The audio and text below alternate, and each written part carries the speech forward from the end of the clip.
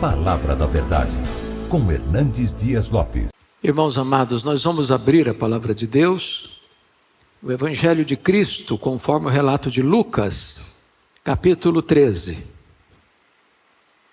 Lucas, capítulo 13.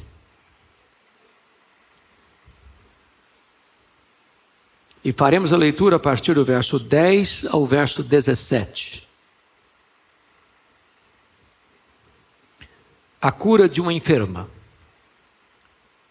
Diz assim: ora, ensinava Jesus no sábado, numa das sinagogas, e veio ali uma mulher possessa de um espírito de enfermidade. Havia já 18 anos. Andava ela encurvada, sem de modo algum poder endireitar-se. Vendo a Jesus, chamou-a e disse-lhe: mulher, estás livre da tua enfermidade. E impondo-lhe as mãos, ela imediatamente se endireitou e dava glória a Deus. O chefe da sinagoga, indignado de ver que Jesus curava no sábado, disse à multidão: 6 dias há em que se deve trabalhar, vinde, pois, nesses dias para seres curados, e não no sábado. Disse-lhe, porém, o Senhor: hipócritas, cada um de vós não desprende da manjedoura no sábado o seu boi ou o seu jumento para levá-lo a beber? Por que motivo não se devia livrar deste cativeiro em dia de sábado esta filha de Abraão, a quem Satanás trazia presa há 18 anos? Tendo ele dito estas palavras, todos os seus adversários se envergonharam. Entretanto, o povo se alegrava por todos os gloriosos feitos que Jesus realizava. Amém. Eu quero tratar do tema encurvada nunca mais. Encurvada nunca mais. Quando nós lemos na Bíblia os milagres de Jesus, eles sempre foram milagres instrutivos e milagres pedagógicos.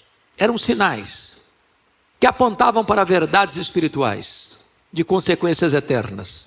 Por exemplo, quando Jesus multiplica pães e peixes, era para reforçar a verdade magna: eu sou o pão da vida, disse Jesus. Quando Jesus cura um cego de nascença, é porque ele estava demonstrando a verdade que dissera antes: eu sou a luz do mundo. Quando Jesus ressuscita Lázaro, é para enfatizar a verdade: eu sou a ressurreição e a vida. Aqui, Jesus está curando uma mulher gibosa, ou seja, uma mulher corcunda, ou seja, uma mulher encurvada. Aquela mulher não podia olhar para frente, aquela mulher não podia olhar para cima, aquela mulher só podia olhar para o chão. Ela estava encurvada, há 18 anos, presa por Satanás, por um espírito de enfermidade. Ainda hoje há muitas pessoas que estão encurvadas, talvez não corcundas, não com problemas físicos, mas encurvadas emocionalmente.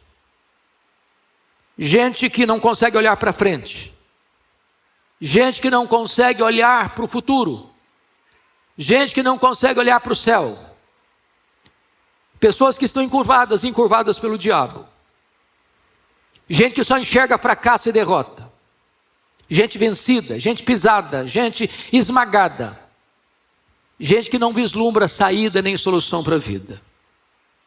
Quando eu vejo a Escritura, gostaria de dar 2 exemplos para entrar na exposição do texto. O primeiro deles, a nora de Eli, a esposa de Finéias, 1 Samuel 4,19. A nação de Israel estava enfrentando uma vergonhosa derrota. 30 mil homens perderam a vida. Os sacerdotes Finéias, Hofni e Finéias morreram. A arca da aliança foi roubada pelos filisteus. O sacerdote Eli morre ao receber a notícia. E a nora de Eli, grávida, diz o texto, que encurvou-se e deu à luz a um filho. E deu o nome no menino de Icabode, foi-se a glória do Senhor. Aquela mulher estava encurvada pelas tragédias e angústias que assolaram a sua família e a sua nação. Tem muita gente hoje encurvada, diante dos dramas da vida, diante dos dramas da família, diante dos dramas da nação. Quantas pessoas hoje estão encurvadas? Porque o seu lar não vai bem, porque o seu casamento está em crise, porque os filhos estão longe dos caminhos de Deus. Quantas pessoas hoje estão encurvadas por uma crise financeira, por uma enfermidade física, encurvadas pelo desemprego, encurvadas por uma crise vocacional, encurvadas porque o namoro terminou, porque o noivado encerrou, porque o casamento se desfez. Encurvadas. O segundo exemplo que eu gostaria de trazer está no Salmo 38, verso 6. É um salmo de Davi, onde ele registra os dramas que viveu em virtude do seu pecado. E diz a Escritura que Davi estava abatido, enfermo, ferido pelas circunstâncias da vida. E no versículo 6 do Salmo 38 está escrito: sinto-me encurvado e sobremodo abatido, ando de luto o dia todo. Ele havia cometido um desatino, uma loucura. Ele havia adulterado com Batseba. Ele havia mandado matar o marido de Batseba. Depois da morte de Urias, ele se casou com Batseba.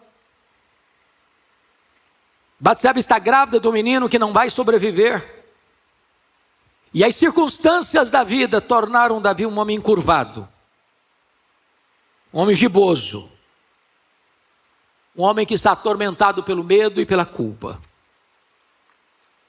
Eu não sei como você entrou aqui hoje, talvez encurvado pelas circunstâncias da vida, mas hoje Jesus quer endireitar você.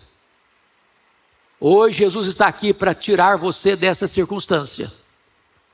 Hoje Jesus está aqui para curar você dessa enfermidade que atormenta você e faz você olhar para baixo. E eu convido você então a examinar comigo esta passagem. Em primeiro lugar, vamos ver os dramas dessa mulher encurvada. Notem comigo o versículo 10. Ora, ensinava Jesus no sábado numa das sinagogas. E veio ali uma mulher possessa de um espírito de enfermidade, já havia 18 anos. O que me impressiona é que me parece, e de acordo com os melhores comentaristas de Lucas, que não se trata aqui de uma possessão clássica. Até porque duas atitudes ou duas palavras de Jesus, uma palavra e uma atitude, tira-nos dessa compreensão que era uma possessão demoníaca clássica. Primeiro é que Jesus a chama de filha de Abraão.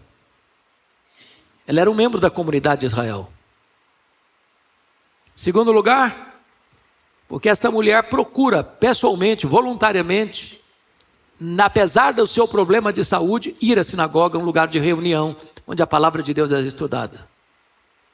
E terceiro, porque Jesus impõe as mãos sobre ela. Você jamais encontrará, nem Jesus nem os apóstolos, impondo as mãos sobre uma pessoa endemoniada. Então nos faz crer que, não obstante essa mulher ser uma mulher membro da comunidade de Israel, ela está vitimada por um problema, um espírito de enfermidade, colocado por Satanás, que está levando essa mulher a um sofrimento atroz há 18 anos. O fato dela ir à sinagoga me ensina muito, porque tem muita gente que tem saúde, está tudo bem na sua vida, e ele não vai à casa de Deus, e ele não frequenta as reuniões do povo de Deus, e ele acha que tem muitos motivos para não estar presente na casa de Deus. Apesar das crises dessa mulher, ela vai à sinagoga. Segundo lugar, versículo 11, diz que essa mulher está possessa de um espírito de enfermidade. Em outras palavras, Ela está lidando com um problema físico, mas cuja causa é espiritual. A enfermidade é de fato. Se ela for a um médico, a coluna dela está torta. Ela é corcunda. Ela é gibosa. Ela não olha para frente, ela não olha para cima. Ela está fadada a olhar e só ver fracasso e derrota, sem qualquer esperança na sua vida. Terceiro lugar, versículo 11. Ela está encurvada, andava ela encurvada. Você já pensou o que é isso, a coluna torta? 18 anos? A vergonha, o preconceito, as críticas, as censuras, a humilhação, o desprezo, o sofrimento. Essa mulher está olhando para baixo, sem qualquer otimismo na vida. Mas em quarto lugar, o versículo 11 diz que ela está completamente impotente, pois está escrito: sem de modo algum poder endireitar-se. Sem de modo algum. É um problema crônico, que não tem solução humana, que não tem tratamento na medicina, que não tem recuperação. Ela está completamente impotente, ela é escrava, ela é incapaz. Seu problema é insolúvel, sua causa é perdida. Já tinha buscado todos os recursos, mas só colhido desilusão. Talvez você entrou aqui hoje com um problema que não tem solução humana, que você já bateu em todas as portas, que você já recorreu a todas as soluções humanas e só colhido decepção. Ela era completamente impotente, um problema insolúvel humanamente falando. Mas em quinto lugar, versículo 11 nos diz que essa mulher estava sofrendo há muito tempo, havia 18 anos. E no versículo de número 16, Jesus ainda reenfatiza isso. Por que motivo não se devia livrar deste cativeiro em dia de sábado esta filha de Abraão, a quem Satanás trazia presa há 18 anos? Há quanto tempo você sofre? Há quanto tempo o problema bate a sua casa, a sua porta? Há quanto tempo você tem sido humilhado de circunstância ou por circunstâncias tão terríveis? Eu quero dizer para você nesta manhã que não importa quanto tempo você está sofrendo, Jesus está aqui hoje para endireitar sua vida. Certa feita, Jesus curou uma mulher hemorrágica, tinha 12 anos, que buscava tratamento na medicina, e tudo que ela tinha, ela gastou com os médicos e não encontrou nenhuma cura, e Jesus a curou, apenas um toque, o toque da fé. Jesus chegou no tanque de Betesda, lá em Jerusalém, e tinha um paralítico que estava lá há 38 anos, sem qualquer esperança, e Jesus perguntou para ele: queres ser curado? Não sei quanto tempo você está enfrentando um problema, ou um pecado, ou um vício, ou uma crise emocional, uma crise moral, uma crise espiritual, uma crise familiar, ou uma crise de qualquer ordem, e hoje Jesus está aqui para trazer solução para a sua vida. Jesus é o Senhor das causas perdidas, Ele é o Deus dos impossíveis, Ele é o Deus das soluções improváveis, Ele dá alento aos desesperançados, Ele dá força aos desacreditados, Ele ergue do pó o desvalido, Ele cura os incuráveis, Ele salva os perdidos, Ele liberta os cativos, Ele dá vista aos cegos, Ele dá audição aos surdos, Ele dá voz aos mudos, Ele dá movimento aos coxos, Ele liberta aquele que está prisioneiro de Satanás há tanto tempo. Mas há um segundo ponto nessa mensagem que eu quero enfatizar. Primeiro, os dramas da mulher encurvada. Segundo, quem é que encurva as pessoas? Veja comigo o versículo 11, por gentileza. Veio ali uma mulher possessa de um espírito de enfermidade. Não era uma doença natural, não era um problema de vírus ou de bactéria, não era alguma síndrome. Aquela mulher enfrentava um problema de saúde, físico, mas cuja origem era espiritual. E esse espírito de enfermidade, conforme Jesus afirmou, e notem vocês comigo no verso 16, Satanás é quem trazia essa mulher presa há 18 anos. Meus irmãos, o diabo, diz a Bíblia, veio para roubar, para matar e para destruir. Ele é o carrasco, ele é o opressor. Convenhamos, há muitas pessoas hoje que estão encurvadas, olhando para baixo, sem esperança, sem perspectiva, sem otimismo, com um grande fardo pesado sobre os ombros, com as costas esfoladas pelo diabo. Aquela mulher estava gibosa, encurvada há 18 anos, quase 2 décadas. Anos de tormento, anos de flagelo, anos de dor, anos de vergonha, anos de lágrimas, anos de desespero, na coleira do diabo. Ela vivia no cativeiro. Ela estava nas mãos do diabo. Noites indormidas, tortura emocional, sofrimento físico. E eu não sei qual é a sua realidade nesta manhã, eu não sei qual é a sua situação, você que está nos acompanhando. Talvez hoje, agora, Satanás mantém você preso, cativo. E o Senhor Jesus deixou isso muito claro, sem de modo algum poder endireitar-se um problema que ela não tinha a saída, a solução. O diabo ainda hoje tem impedido que muitas pessoas olhem para frente. Gente pessimista, gente sem fé, gente sem esperança, gente que só vê lama e não as estrelas, gente encurvada. Mas há um terceiro ponto que eu gostaria de olhar nesse texto. O libertador das pessoas que estão encurvadas. Permita-me dizer isso, irmão, irmã. Há determinadas prisões espirituais que nenhuma pessoa humana pode resolver. Nem você, nem outra pessoa qualquer. Só Jesus. Só Jesus.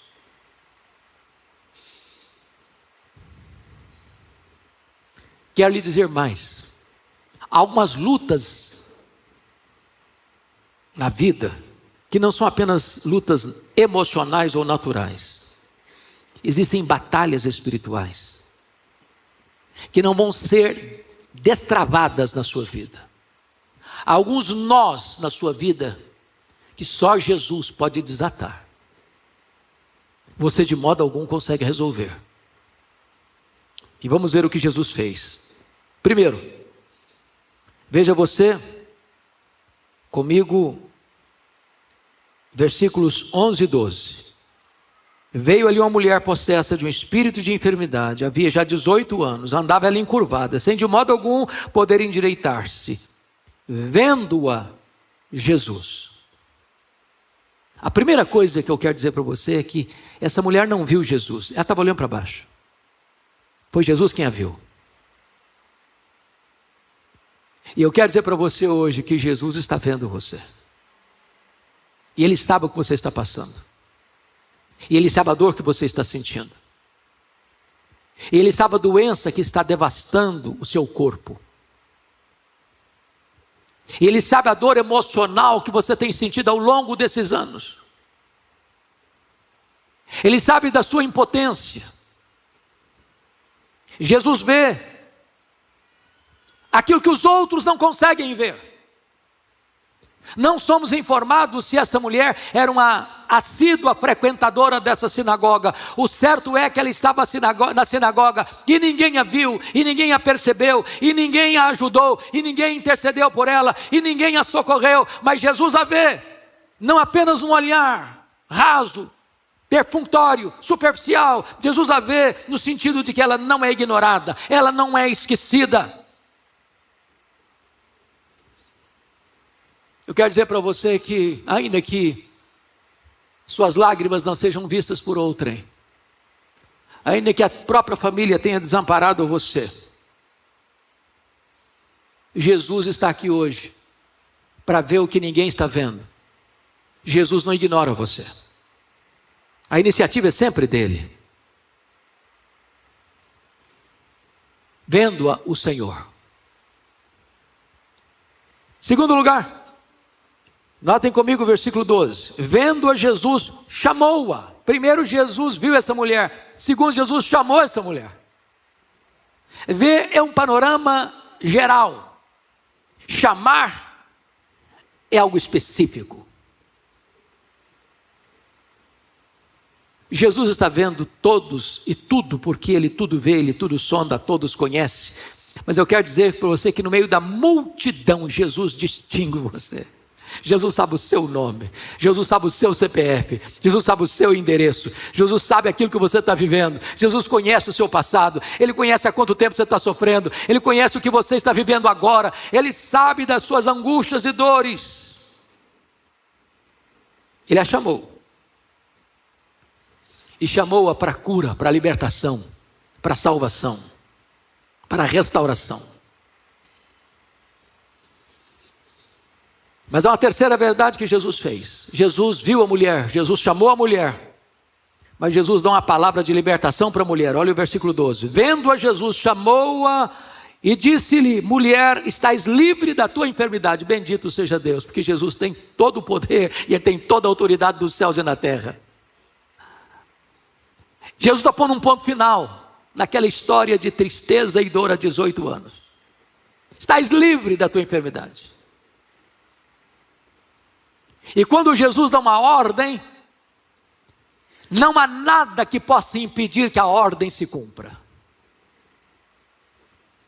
Quem sabe aquela mulher tentara resolver o seu problema tantas vezes? Quem sabe ela já tinha declarado para ela mesma: fica curada. Quem sabe nas palavras de uma teologia distorcida que anda por aí, que há poder nas suas palavras, como se você emitisse uma palavra e a sua palavra pudesse desencadear transformações na sua vida pessoal ou em circunstâncias ao seu redor. Não, não há poder nas nossas palavras, mas há poder na palavra de Jesus. Ele é o todo-poderoso Deus, e quando Ele dá uma ordem, a ordem se cumpre. Fica livre da tua enfermidade.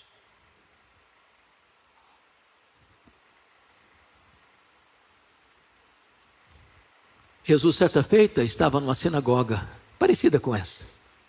E lá tinha um homem, com a mão direita encolhida, ressecada. E Jesus disse para aquele homem: fica de pé, vem para o meio, estenda a tua mão. Aquele homem poderia dizer: mas foi sempre isso que eu quis fazer a vida toda, eu nunca consegui. Mas agora não é a sua vontade, agora é a autoridade da minha palavra. Estenda a tua mão. Ele estendeu a mão e a mão ficou curada. Jesus estava no tanque de Betesda e tinha um homem lá, 38 anos, quem sabe numa maca mal cheirosa. O último candidato possível a pular na água, porque ninguém consegue ficar mais para trás numa maratona do que um paralítico. E Jesus chega e diz: você quer ser curado? Então levanta-te. E o homem poderia argumentar: mas levantar é o que eu sempre sonhei na vida, há 38 anos, nunca consegui. Mas sob a palavra de Jesus, sob a ordem de Jesus, ele se levantou. Lázaro estava sepultado há 4 dias.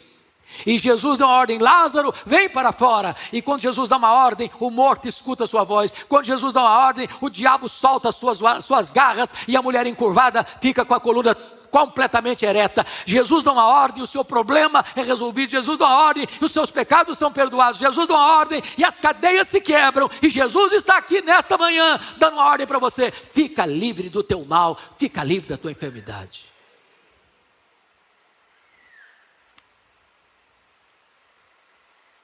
Mas ainda, em quarto lugar, notem comigo o versículo 13. Jesus impôs as mãos sobre ela, e impondo-lhes as mãos, ela imediatamente se endireitou e dava glória a Deus. Eu acho isso extraordinário, porque Jesus usa 2 sentidos para aquela mulher. Jesus usou a fala, e Jesus usou o toque, o tato.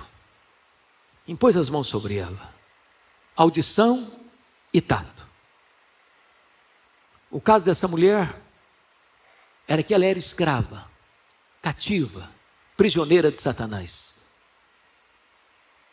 E ali Jesus quebra as correntes. E aí Jesus rompe as cadeias. E aí Jesus interrompe o império de Satanás sobre a vida dela. E a coluna dela, que nenhum médico conseguia endireitar, é corrigida na hora. E ela fica completamente curada. Diz a Bíblia que isso provoca imediatamente, conforme o verso 14, uma indignação, uma crítica impiedosa. O chefe da sinagoga, indignado de ver que Jesus curava no sábado, disse à multidão: 6 dias há em que se deve trabalhar, vinde depois desses dias para seres curados, e não no sábado. O camarada é hipócrita, porque ele está irritado com Jesus, mas ele não tem coragem de dirigir-se a Jesus. Então ele se dirige ao povo em geral. Tem 6 dias para vocês virem à sinagoga para serem curados, no sábado não. Irmãos amados, não tem nada mais perigoso do que a religião que dá mais valor a regras, a ritos, do que a pessoas. Não tem nada mais opressivo do que a religião sem amor, sem graça, sem virtude de Deus. A religião que bota mais fardo, a religião do legalismo, que está importando mais com rituais do que com pessoas sendo curadas e sendo libertas e sendo salvas. Mas a resposta de Jesus é corajosa. Está escrito assim: disse-lhe, porém, o Senhor, já que ele não teve coragem de encarar Jesus tete a tete, Jesus o encara. Respondendo-lhe, aí Jesus abrange os outros: hipócritas, cada um de vós não desprende da manjedoura no sábado o seu boi e o seu jumento para levá-lo a beber. Ou seja, eles estavam dando mais valor aos animais do que a uma pessoa. 2 pesos e 2 medidas. Nos sábados iam lá, desamarrava o boi, desamarrava o jumento e levava a fonte para beberem. E Jesus conclui assim, versículo 16: por que motivo não se devia livrar deste cativeiro em dia de sábado desta filha de Abraão, a quem Satanás trazia presa há 18 anos? Quer dizer para você que Jesus valoriza mais pessoas do que rituais. Jesus se importa com gente. Jesus se importa com você. Você tem valor para Deus. Você foi criado à imagem e semelhança de Deus. Você não veio a este mundo para viver debaixo da opressão, da escravidão do diabo. Jesus se manifestou para destruir as obras do diabo. Jesus se manifestou para libertar os cativos. Jesus se manifestou para curar os enfermos. Jesus se manifestou para salvar os pecadores. Jesus se manifestou para fazer uma obra de transformação. E o resultado foi glorioso. Versículo 17. Tendo ele dito essas palavras, todos os seus adversários se envergonharam. Entretanto, o povo se alegrava por todos os gloriosos feitos que Jesus realizava. Bendito seja Deus. Mas eu encerro com o último ponto: a cura da mulher encurvada. E a primeira coisa que eu quero trazer ao seu coração é que a cura foi imediata e foi completa. Veja o verso 13 comigo. E impondo-lhes as mãos, ela imediatamente se endireitou. Impondo-lhes as mãos, ela imediatamente se endireitou. Qual o problema dela? Coluna torta, corcunda, gibosa, encurvada. Jesus não disse para ela: minha filha, você faz o seguinte, vai no médico, contrata um fisioterapeuta e faça fisioterapia durante 1 ano. Você vai ficar boa. Não estou dizendo com isso que Deus não possa usar a medicina para tratar das nossas doenças, de forma paulatina e progressiva. Mas os milagres de Jesus foram completos, foram cabais. E eu fico imaginando hoje Jesus dando uma ordem para um paralítico, 38 anos numa maca. Ainda que ele fosse curado, hoje, na nossa realidade, ele teria que fazer fisioterapia por algum tempo, porque os músculos estavam atrofiados. Eu imagino que Jesus, ao curar aquela mulher, surpreendeu a todos, porque uma mulher que estava há 18 anos só olhando para baixo, de repente ela se apruma, pode olhar para frente, pode olhar para cima. Eu quero dizer para você nesta manhã que Jesus quer curar você hoje, aqui e agora. Ele tem poder para isso. Hoje de manhã nós ouvimos um sermão sobre o poder do Espírito Santo. E o pastor Arival nos alertou para dois grandes perigos: o perigo de ficar olhando para trás, de viver da história, de só lembrar dos monumentos dos nossos antepassados. E de repente o movimento se tornou monumento. Nos alertou também do perigo de ficar olhando para frente, discutindo escatologia, discutindo os sinais da segunda vinda, discutindo a volta de Jesus. E ele nos alertou dizendo que nós recebemos poder, é para agir hoje, é para agir agora. Porque o Jesus a quem servimos é o Jesus que faz hoje, que faz agora, que faz neste lugar, que faz neste culto. E você pode ir para casa hoje livre do seu mal, em nome de Jesus.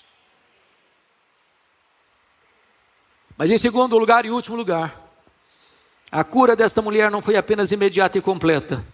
A cura dessa mulher produziu adoração, porque o verso 13 diz: e ela imediatamente se endireitou e dava glória a Deus. Uma mulher que vivera 18 anos prisioneira de Satanás, uma mulher que vivera 18 anos com espírito de enfermidade, uma mulher que tinha nos seus lábios apenas lamento e fracasso, agora abre a boca, é para dar glória a Deus.